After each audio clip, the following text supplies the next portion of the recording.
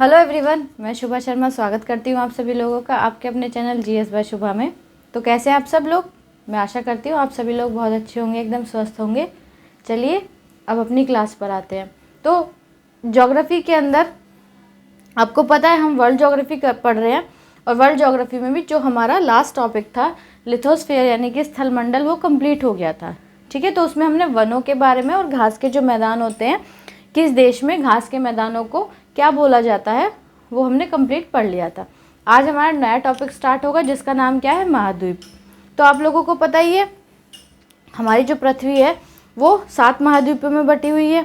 ठीक है, तो पहले हम क्या है, पहले थोड़ा सा ये पढ़ेंगे कि महाद्वीप होते कौन क्या हैं, मतलब किसको महाद्वीप कहते हैं, महाद्वीप के बारे में थोड़ा सा पढ़ेंगे।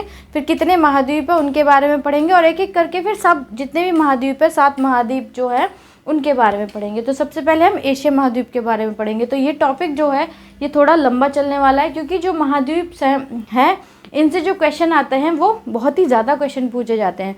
तो जैसे हम एशिया महाद्वीप पढ़ेंगे तो उससे रिलेटेड जितने भी फैक्ट्स होंगे ना, एशिया से रिलेटेड जहाँ से भी क्वेश्चन बनता होगा तो वो हम सारा इस पर पढ़ लेंगे। ठीक है, चलिए तो पहले महाद्वीपों के बारे में जानते हैं। तो इसमें बताया गया है कि पृथ्वी पर भूभाग की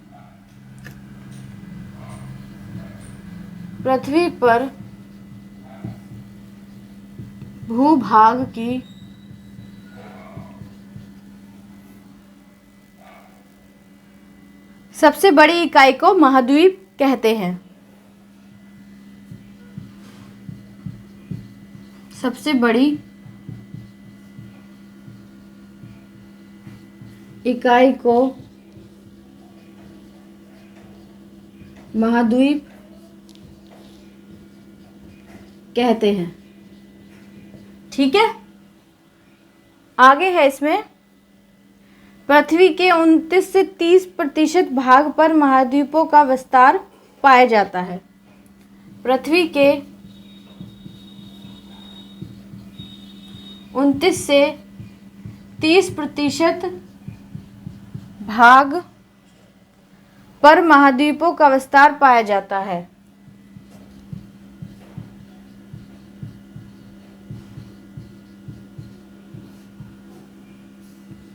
का विस्तार पाया जाता है। ठीक है, आगे है इसमें महाद्वीप विवर्तनिक क्रिया से अलग हुए। महाद्वीप जो हैं, महाद्वीप विवर्तनिक क्रिया से अलग हुए।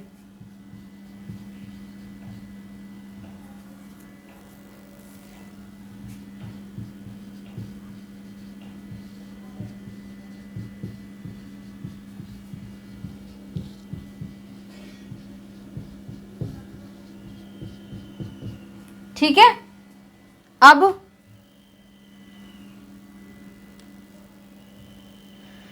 आगे है संपूर्ण पृथ्वी का स्थल क्षेत्र 7 महाद्वीपों में बटा है। संपूर्ण पृथ्वी का स्थल क्षेत्र 7 महाद्वीपों में बटा है। अब वो 7 महाद्वीप कौन से हैं वो देखो। पहला है एशिया,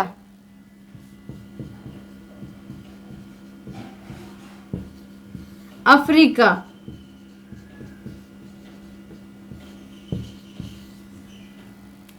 दूसरा अफ्रीका, उत्तरी अमेरिका, तीसरा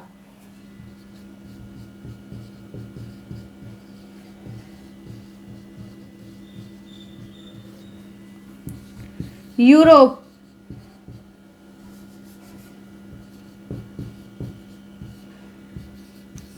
पांचवा दक्षिणी अमेरिका,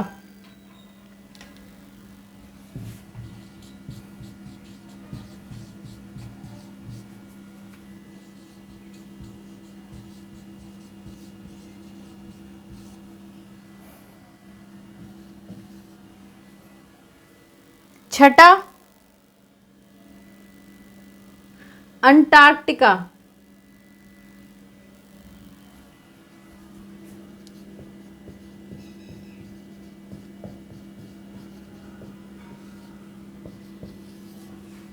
छठा अंटार्कटिका और लास्ट है ऑस्ट्रेलिया।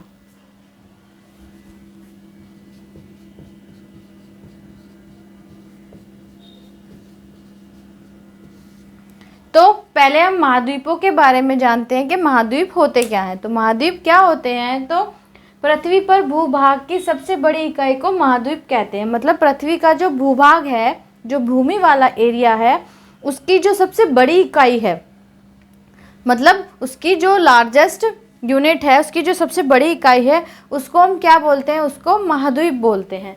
आगे है पृथ्वी के 29 से 30% भाग पर महाद्वीपों का विस्तार पाया जाता है। तो हमारी जो अर्थ है उसके 29 to 30% जो एरिया है उस पर महाद्वीप पाए जाते हैं, बाकी पर तो वाटर है, ठीक है, तो बाकी पर तो पानी है। तो 29 से 30% भाग पर क्या महाद्वीपों का विस्तार पाया जाता है। आगे है महाद्वीप विवर्तनिक क्रिया से अलग हुए। तो महाद्वीप अलग कैसे हुए, पहले तो जो पृथ्वी थी वो सब एक ही थी, जितना भी भूभाग था पृथ्वी के ऊपर वो सब एक था, लेकिन धीरे धीरे जो विवर्तनिक जो क्रिया हुई तो उससे क्या हुआ, उससे ये अलग अलग होने शुरू हो गए, ठीक है। तो उससे फिर 7 महाद्वीपों का निर्माण हो गया विवर्तनिक क्रिया से। आगे बताया गया है कि संपूर्ण पृथ्वी का स्थल क्षेत्र 7 महाद्वीपों में बटा हुआ है। तो हमारी जो पृथ्वी है, हमारी जो अर्थ है, उसका जो कंप्लीट जो एरिया है, जो पूरा क्षेत्र है, वो 7 महाद्वीपों में बटा गया है। अब महाद्वीप है कौन से, तो एशिया है, अफ्रीका है, उत्तरी अमेरिका है, यूरोप है, दक्षिणी अमेरिका है, अंटार्कटिका है और ऑस्ट्रेलिया है। तो ये 7 महाद्वीप हैं। तो एक एक करके हम इन 7 महाद्वीपों के बारे में पढ़ेंगे, ठीक है। तो इनसे क्वेश्चन बहुत ही ज़्यादा पूछे जाते हैं। तो सबसे पहले हम क्या पढ़ेंगे, सबसे पहले हम एशिया महाद्वीप के बारे में ही पढ़ेंगे। तो एशिया महाद्वीप से रिलेटेड जितनी भी जानकारी है, जो भी एग्जाम में आ सकती है, चाहे वो किसी भी टॉपिक से रिलेटेड हो, मतलब कि जब हम एशिया के बारे में पढ़ रहे हैं ना, तो फिर हम ये नहीं देखेंगे कि हाँ एशिया में बस हमको ये सेलेक्टेड चीज़ें ही करनी है। मतलब एशिया से रिलेटेड जो भी एग्जाम पॉइंट ऑफ व्यू से जो भी फैक्ट्स इंपॉर्टेंट होंगे वो हम पढ़ लेंगे, ठीक है। चलिए तो अब एशिया हेडिंग डालते हैं।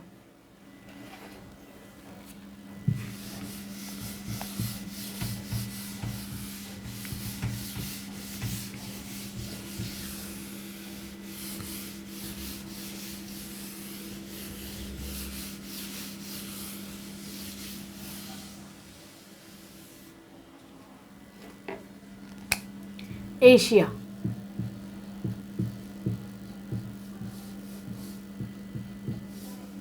तो पहला फैक्ट क्या है एशिया से रिलेटेड, या स्टार्टिंग में पहले यही जान लीजिए कि एशिया एग्जैक्ट में है क्या। तो एशिया शब्द की उत्पत्ति, एशिया शब्द की उत्पत्ति हिब्रू भाषा के आंसू से हुई है। हिब्रू भाषा के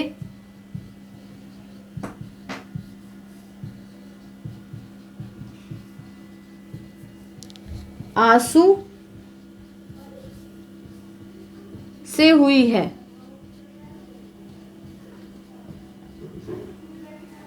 ठीक है, हिब्रू भाषा के आंसू से हुई है, जिसका शाब्दिक अर्थ उदित सूर्य से है।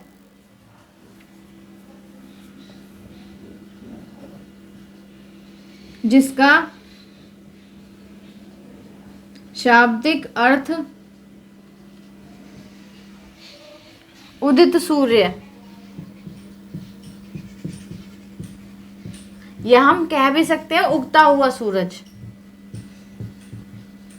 ठीक है, तो आंसू का मतलब क्या है, उगता हुआ सूरज, मतलब जिस साइड में सूरज उगता है तो उसको जो हिब्रू भाषा है उसमें आंसू बोला जाता है। तो अगर हम अपनी सिंपल लैंग्वेज में बोले तो उदित सूरज, मतलब जिस तरफ से सूर्य उगता है। ठीक है, अगर हम पूरा देखें तो जो एशिया महाद्वीप है, तो अगर जितने भी महाद्वीप हैं तो उन सब में देखें तो जो एशिया है वो उगता हुआ सूरज इसलिए कहा जाता है क्योंकि एशिया की तरफ से सूर्य उदय होता है। ठीक है, चलिए आगे इसमें क्या बताया गया है, यह संसार का सबसे बड़ा महाद्वीप है। जो एशिया महाद्वीप है यह है संसार का सबसे बड़ा महाद्वीप है। जो एशिया महाद्वीप है वो क्या है, विश्व का, संसार का सबसे बड़ा महाद्वीप है।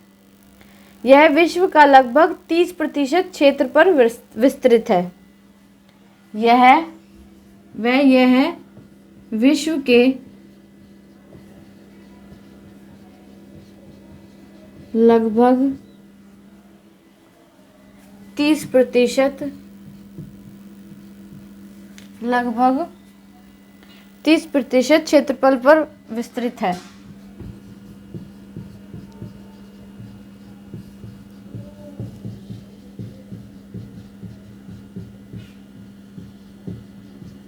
ठीक है, आगे है, इससे होकर 3 प्रमुख अक्षांशीय, इससे होकर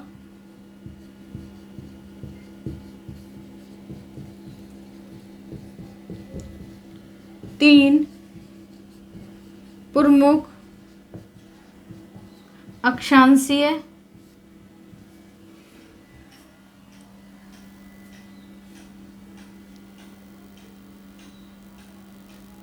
वृत्त विषुवत, कर्क और आर्कटिक गुजरते हैं। अक्षांशीय वृत्त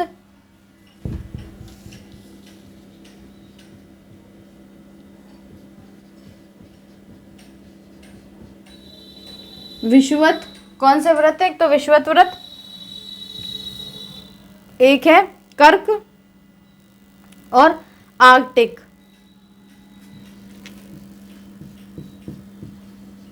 कर्क और आर्कटिक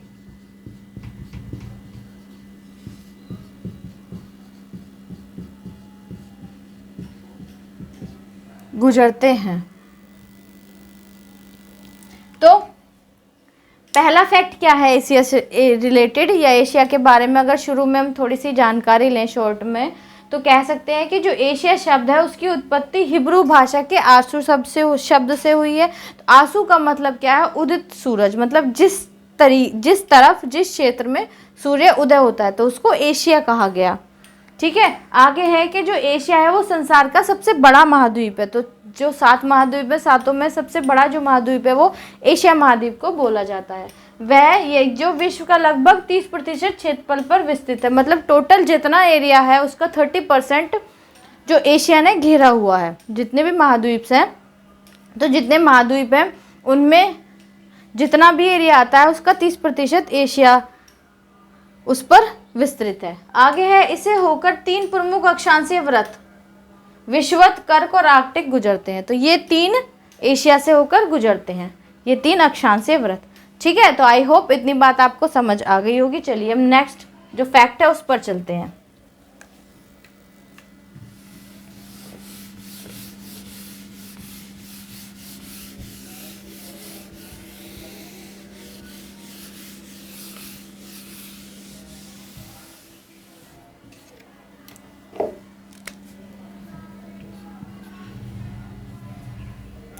एशिया के उत्तर में आर्कटिक महासागर।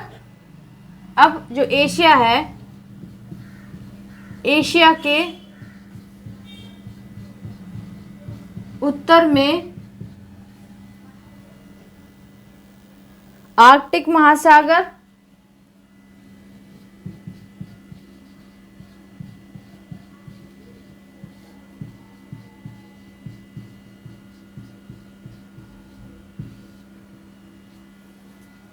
एशिया के उत्तर में क्या है, आर्कटिक महासागर, दक्षिण में हिंद महासागर,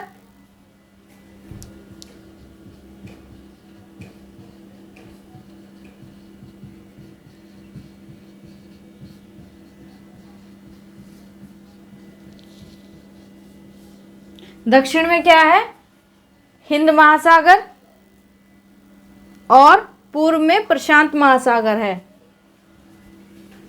और पूर्व में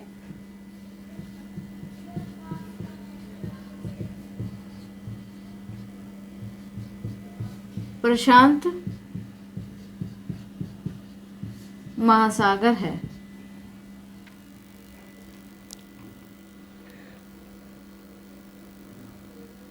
तो देखो एशिया के उत्तर में क्या है, देखो ये मान लिया हमने ये एशिया है, ये मान लिया ये एशिया है, ठीक है, क्या है ये एशिया है, समझने के लिए बता रही हूँ, है ना। तो मान लिया ये एशिया है, तो एशिया के उत्तर में आर्कटिक महासागर, तो एशिया के उत्तर में आर्कटिक महासागर, फिर दक्षिण में हिंद महासागर, हिंद महासागर यहाँ है हिंद महासागर, और पूर्व में प्रशांत महासागर, प्रशांत महासागर। मतलब एक फ्लो चार्ट टाइप बना दिया है, जिससे आपको ये जब एक बार देख लिया ना तो कहीं ना कहीं दिमाग में ये चीज़ सेट हो जाएगी कि एशिया के मतलब ये जो है ना आर्कटिक उत्तर में, अब जैसे मैंने लिखवा दिया आर्कटिक उत्तर में आर्कटिक महासागर है, दक्षिण में प्रशांत हिंद महासागर है और पूर्व में प्रशांत महासागर है। ये रटने की ज़रूरत नहीं पड़ेगी, मतलब जैसे इस बता दिया तो ऐसे दिमाग में रहेगा। तो इसके ऊपर आर्कटिक, नीचे हिंद, और सीधे अगर हम ऐसे फेस करके खड़े होंगे तो सीधे हाथ की तरफ प्रशांत महासागर है। ठीक है, इतनी बात समझ गए। चलिए अभी इसमें और आगे है, इसी के आगे लिखवाऊंगी।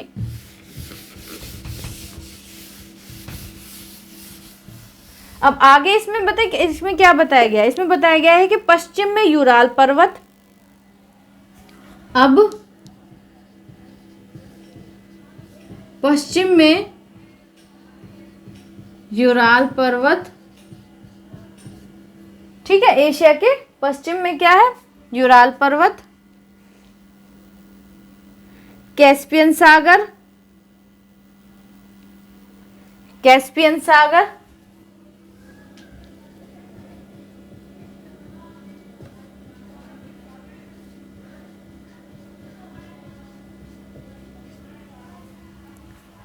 पश्चिम में यूराल पर्वत, कैस्पियन सागर, काला सागर,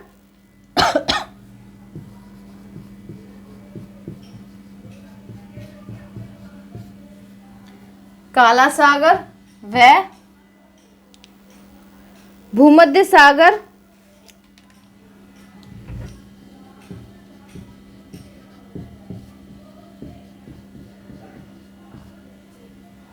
व भूमध्य सागर एशिया और यूरोप की सीमा बनाते हैं। एशिया और यूरोप की सीमा बनाते हैं। ठीक है, देखो दोबारा से बता रही हूं, दोबारा से समझ लो। ये है एशिया,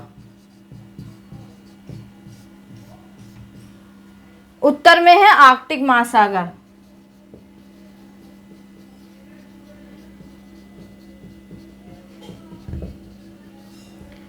दक्षिण में है हिंद महासागर,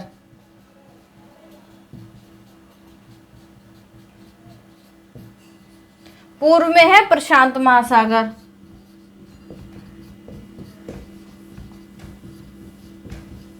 और पश्चिम में क्या क्या चीज है, यूराल पर्वत है,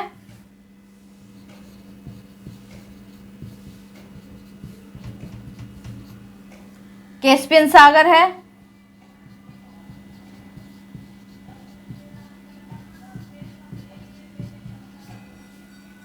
काला सागर है,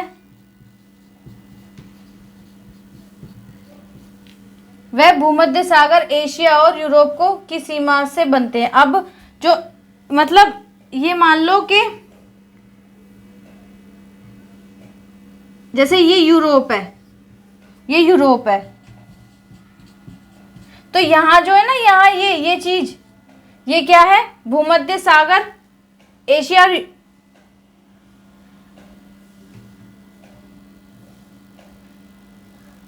नहीं नहीं नहीं, ये सारे ही नोट कर लो, ठीक है। काला सागर, भूमध्य सागर और हाँ यही चार है, मतलब यूराल पर्वत हो गया, कैस्पियन सागर हो गया, काला सागर और भूमध्य सागर। तो ये क्या है, ये एशिया और यूरोप की सीमा बनाते हैं। मतलब मान लो ये यहाँ है, तो यहाँ क्या है, ये इस तरफ ये यूरोप है। तो ये चारों जो है, यूराल पर्वत, कैस्पियन सागर, काला सागर और भूमध्य सागर जो है, वो यूरोप और एशिया की सीमा बनाते। तो हम कह सकते हैं कि यूरोप जो है ना, यूरोप कहाँ है, यूरोप एशिया के पश्चिम में है। यूरोप कहाँ है, एशिया के पश्चिम में है। या अगर हम ऐसे इस तरीके से खड़े हो तो लेफ्ट हैंड साइड पे है, ठीक है। अगर हम फेस इस तरफ करके खड़े होंगे तो लेफ्ट हैंड साइड पर क्या है, यूरोप है, ठीक है। तो इस तरीके से जब याद करेंगे तो मैप भी हमारे दिमाग में ना, थोड़ा जो वर्ल्ड मैप है थोड़ा थोड़ा करके जब हम स्टार्टिंग से ही पढ़ना स्टार्ट करेंगे तो थोड़ा थोड़ा हमारे दिमाग में सेट होता चला जाएगा, ठीक है। तो मैंने इसी हिसाब से बताया है। तो ऊपर है पूर्व में, सॉरी नॉर्थ में क्या है, आर्कटिक सागर, साउथ में क्या है, हिंद महासागर, ईस्ट में क्या है, प्रशांत महासागर, और वेस्ट में क्या है, वेस्ट में तो यूराल पर्वत हो गया, कैस्पियन सागर हो गया, काला सागर हो गया और भूमध्य सागर हो गया। साथ ही साथ वेस्ट की तरफ ये जो चारों सागर हैं, ये क्या है, यूरोप और एशिया के बीच में क्या है, इन दोनों को अलग करते हैं, ठीक है। इतनी बात आपको क्लियर हो गई।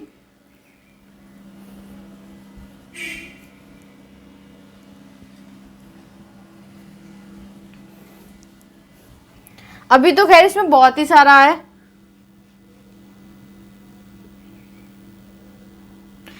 चलो एक काम करते हैं, आज ना इतना ही रहने देते हैं, ठीक है। आगे का जो है, आगे के जितने भी एशिया से रिलेटेड जो भी फैक्ट्स हैं वो हम अगली क्लास में कर लेंगे, ठीक है। तो क्लास आपको कैसी लगी है प्लीज़ आप कमेंट में ज़रूर बताना। अगर अच्छी लगी है तो क्लास को प्लीज़ लाइक ज़रूर करना। अगर आप ज़्यादा देर टाइम के लिए कमेंट करोगे तो मैं तो लगभग मैक्सिमम जो क्लास रहती है वो 30 मिनट से ज़्यादा की होती नहीं है। तो 30 से कम की, कभी 22 की, 25, 27, मतलब मैक्सिमम 30 है। अगर आपको ज़्यादा ये है कि ज़्यादा जल्दी जल्दी करना है, मतलब 1 घंटे की या 45 मिनट की क्लास हो, तो आप कमेंट में बता दीजिएगा, मैं तो इतनी देर की करा दूँगी, ठीक है। बाकी आज के लिए इतना ही है। क्लास आपको समझ आई है तो प्लीज़ आप इसको लाइक ज़रूर कीजिएगा और आपके साथ जो और पढ़ने वाले बच्चे हैं उन तक भी ज़रूर शेयर कीजिएगा इस क्लास को, ताकि ज़्यादा से ज़्यादा लोग हमारे चैनल के साथ जुड़ सकें और डिटेल में जीएस पढ़ सकें।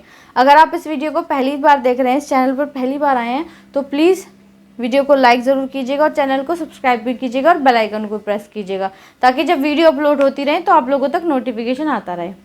आपका कोई सजेशन वगैरह हो तो प्लीज़ आप कमेंट में ज़रूर बताइएगा। सो गाइज़ आज के लिए इतना ही है। अब मिलते हैं कल की क्लास में, इसको कल की क्लास में कंटिन्यू करेंगे। तब तक के लिए थैंक यू वेरी मच।